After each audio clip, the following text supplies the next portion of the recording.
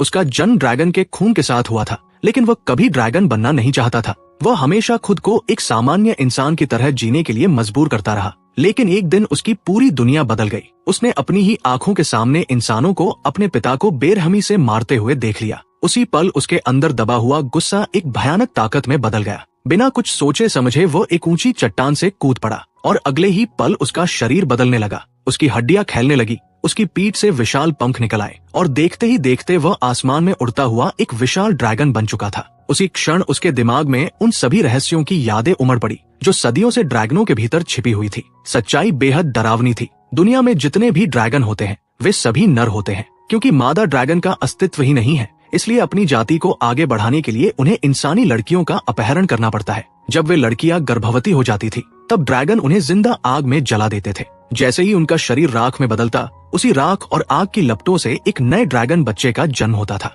ड्रैगनों की इस क्रूर और भयावह ताकत ने इंसानों को सदियों तक डर के साए में जीने पर मजबूर कर दिया था। उनके पास बचने का सिर्फ एक ही तरीका था, हर बार एक युवा लड़की की बलि देना। ये भयानक परंपरा पीढ़ी दर पीढ़ी चलती रही, जब तक कि एक दिन एक साहसी योद्धा ने इस चक्र को तोड़ने की ठान नहीं ली। वो अपनी प्रिय को हमेशा के लिए खोते हुए नहीं देख सकता था। उसने कसम खाई कि चाहे उसकी जान ही क्यों न चली जाए, वो उसे जरूर बचाएगा। अपने प्यार को ताकत बनाकर वो खतरनाक यात्रा पर निकल पड़ा और आखिरकार उस गुफा तक पहुंच गया जहां ड्रैगन रहता था। वहां एक भयानक लड़ाई हुई और अंत में उसने उस ड्रैगन को मार गिराया। उस दिन के बाद वह पूरी दुनिया में एक महान ड्रैगन स्लेयर के नाम से जाना जाने लगा। लेकिन उसने ये भी समझ लिया था कि अगर कोई और ड्रैगन पैदा हुआ तो ये भयावह इतिहास फिर से दोहराया जाएगा। इसलिए उसने एक अजीब फैसला लिया। उसने खुद को पहाड़ों की संकरी दरारों के बीच छिपा लिया। जब भी उसके अंदर की ड्रैगन शक्ति जागती और वह ड्रैगन में बदलने लगता तो वे तंग चट्टानी दरारें उसके विशाल शरीर को फंसा लेती और उसे बाहर निकलने से रोक देती।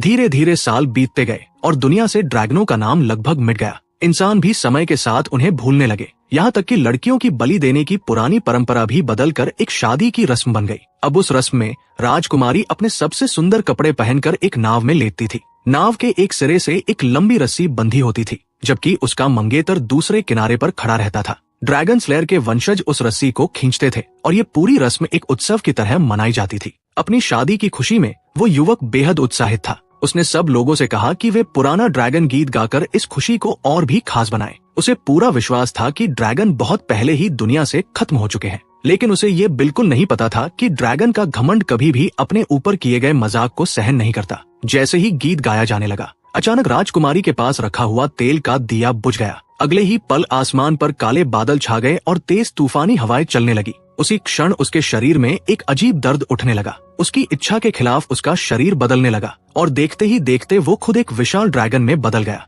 वह राजा की पोती मिरोस्लावा का अपहरण कर लेता है। महल के सामने खड़े लोग भय से जड़ हो जाते हैं। किसी को समझ ही नहीं आता कि अभी अभी क्या हुआ है। वहाँ मौजूद हर व्यक्ति सिर्फ डर के साथ आसमान की तरफ देखता रह जाता है। यहाँ तक कि इगोर भी कुछ नहीं कर पाता। वह बिल्कुल असहाय खड़ा रहता है, क्योंकि उसके पास ऐसी कोई शक्ति नहीं है जो एक ड्रैगन को रोक सके। वो विशाल ड्रैगन मिरोस्लावा को अपने पंजों में पकड़कर आसमान की ऊंचाइयों में उड़ जाता है और बहुत दूर एक सुनसान वीरान द्वीप पर उसे छोड़ देता है। वो जगह गहरे अंधेरे से ढकी हुई है। पूरा द्वीप मानो किसी शाप से ग्रस्त लगता है। वहाँ की जमीन एक प्राचीन ड्रैगन के विशाल कंकाल से बनी हुई है। उसकी बड़ी बड़ी पसलियां ऐसे खड़ी हैं जैसे सूखे हुए पेड़ और हर तरफ विशाल हड्डियां बिखरी पड़ी है। ये जगह इतनी डरावनी और रहस्यमयी है कि वहाँ से भाग निकलने का कोई रास्ता दिखाई ही नहीं देता। मिरोस्लावा डर से कांप रही होती है। उसका दिल तेजी से धड़क रहा होता है। तभी उसकी नजर उस वीरान द्वीप पर खड़े एक लड़के पर पड़ती है। थोड़ी हिम्मत जुटाकर वो उसके पास जाती है और पूछती है, तुम कौन हो? तुम्हारा नाम क्या है? लेकिन वो लड़का चुप रहता है। वो कोई जवाब नहीं देता। सच तो यह है कि उसे खुद अपना नाम भी नहीं पता। उसके चेहरे पर उलझन और खालीपन साफ दिखाई देता है, जैसे वो बचपन से ही इस द्वीप पर अकेला रह रहा हो और दुनिया ने उसे भुला दिया हो। मिरोस्लावा को उस पर दया आती है। जब उसे पता चलता है कि उसका कोई नाम नहीं है तो वो खुद ही उसे एक नाम देने का फैसला करती है। वो उसे अरमान कहकर बुलाने लगती है। धीरे धीरे वे दोनों बातचीत करने लगते हैं। उस वीरान द्वीप की खामोशी अब टूटने लगती है, लेकिन अचानक उनके सामने एक भयानक ड्रैगन आ जाता है। उसके भारी कदमों से जमीन कांपने लगती है। ये दृश्य देखकर मिरोस्लावा डर के मारे जम जाती है और तुरंत अपनी आंखें कसकर बंद कर लेती है। जब वो कुछ देर बाद हिम्मत करके अपनी आंखें खोलती है तो अरमान वहाँ नहीं होता। उसकी जगह उसके चारों ओर कुछ अजीब और रहस्यमय छोटे छोटे जीव खड़े होते हैं। उनका रूप बहुत विचित्र और डरावना होता है। वे उसे अजीब निगाहों से घूर रहे होते हैं। मिरोस्लावा यह देखकर घबरा जाती है। उसकी आंखों में आंसू भर आते हैं क्योंकि उसे लगता है कि ड्रैगन अरमान को अपने साथ ले गया होगा। गुस्से और निराशा में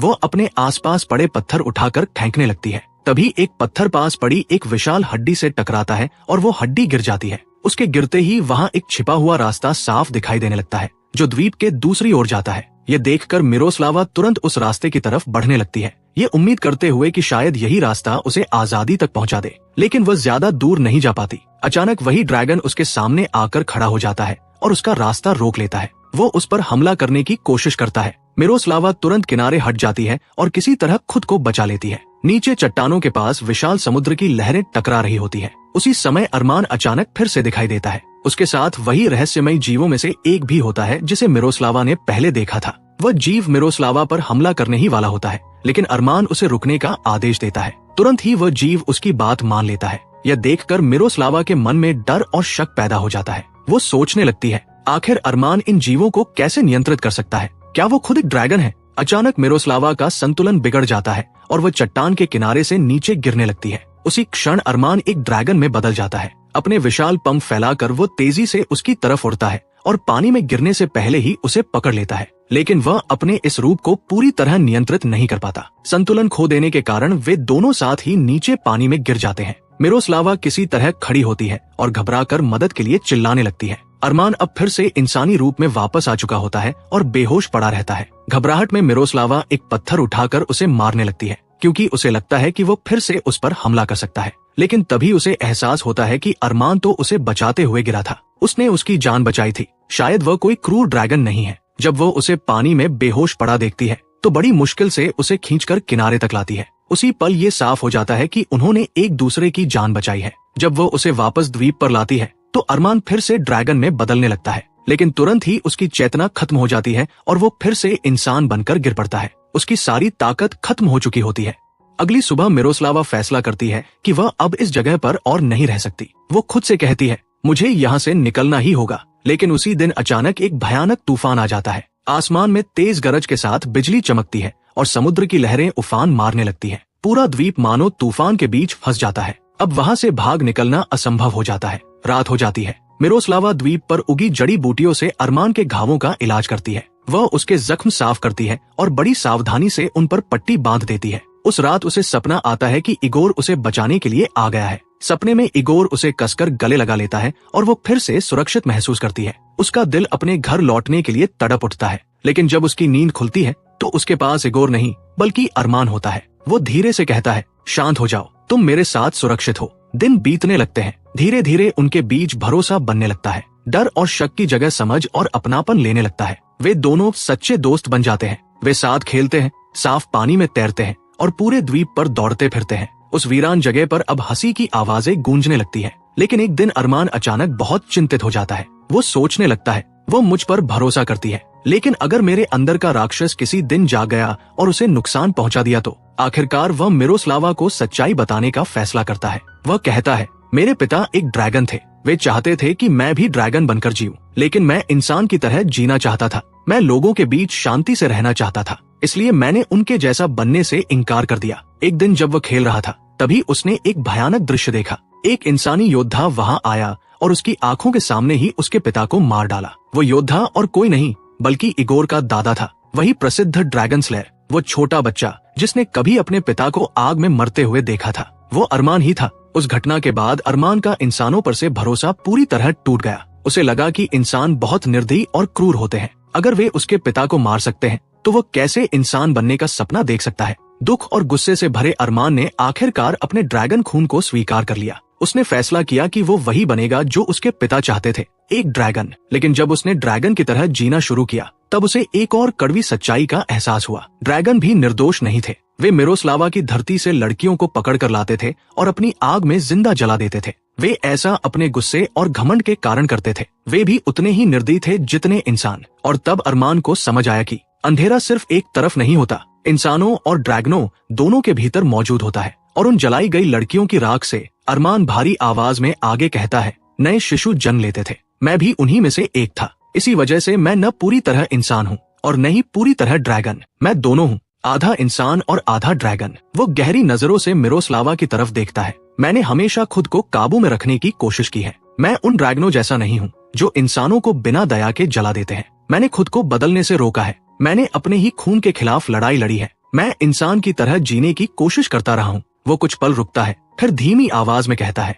लेकिन मिरोस्लावा, जिस दिन तुम्हारी शादी हो रही थी, तुम्हारे लोग वही प्राचीन रस्म वाला गीत गा रहे थे। वही गीत जो मैंने अपने बचपन में सुना था। वही गीत जो उस समय गूंजता था जब लड़कियों को ड्रैगनों के पास लाया जाता था। उस गीत की आवाज ने मुझे तुम्हारी धरती की ओर खींच लिया। मुझे लगा जैसे मेरे अंदर कुछ जाग गया हो, और आज तक मुझे समझ नहीं आया कि आखिर मैंने तुम्हें क्यों पकड़ लिया। मिरोस्लावा धीरे से उसके करीब आती है। ठीक है, वो नरम आवाज में कहती है, चिंता मत करो, मैं तुम्हारे अंदर के उस जानवर को काबू में करने में तुम्हारी मदद करूंगी। समय बीतने लगता है। मिरोस्लावा अब तुरंत भागने की कोशिश नहीं करती। क्यों? क्योंकि अब वह अरमान के अंदर की अच्छाई को देखने लगी है। वो उसके भीतर चल रही लड़ाई को समझने लगी है। उसे महसूस होने लगता है कि वह अपनी इच्छा से राक्षस नहीं बना है। वे दोनों साथ हंसते हैं, लंबी लंबी बातें करते हैं और धीरे धीरे एक दूसरे के साथी बन जाते हैं। लेकिन एक दिन अकेले बैठी मिरोस्लावा सोचती है, मुझे किसी न किसी तरह यहाँ से भागना ही होगा। मैं दिखावा करूंगी कि मुझे अरमान पसंद आने लगा है। जब सही मौका मिलेगा मैं भाग जाऊंगी। तब उसे शक भी नहीं होगा कि मैं अभी भी यहाँ से जाना चाहती हूँ। वो अपनी सावधानी छोड़ देगा। लेकिन चीजें उसकी योजना के अनुसार नहीं होती। दिन हफ्तों में बदल जाते हैं और उनके बीच सच में एक रिश्ता बनने लगता है। उनका लगाव सच्चा होने लगता है। फिर भी इगोर अब तक उसे लेने नहीं आया। एक रात मिरोस्लावा को भयानक सपना आता है। सपने में अरमान एक डरावने ड्रैगन में बदल जाता है और आग उगलकर उसे मारने की कोशिश करता है। वो डर से चीख पड़ती है और अचानक उसकी नींद खुल जाती है। अरमान उसके पास खड़ा होता है और उसे धीरे धीरे जगाने की कोशिश कर रहा होता है। वो सिर्फ उसे शांत करना चाहता था, लेकिन मिरोस्लावा के दिल में फिर से डर जाग उठता है। वह यह डर उससे छिपा लेती है। वो यह नहीं बताती कि वह उससे डर रही है। उसके दिल के अंदर अभी भी एक सवाल मौजूद है, क्या वह सच में उसके साथ हमेशा रह सकती है? वो फिर सोचती है, अगर मुझे ऐसा मौका मिला जब उसका ध्यान कहीं और हो तो मैं भाग जाऊंगी। एक दिन जब वो मन ही मन यही सब सोच रही होती है, तब अरमान खुश होकर उसके पास आता है। उसके हाथों में कुछ फूल होते हैं। वो सच्चे दिल से कहता है, मैंने फैसला कर लिया है,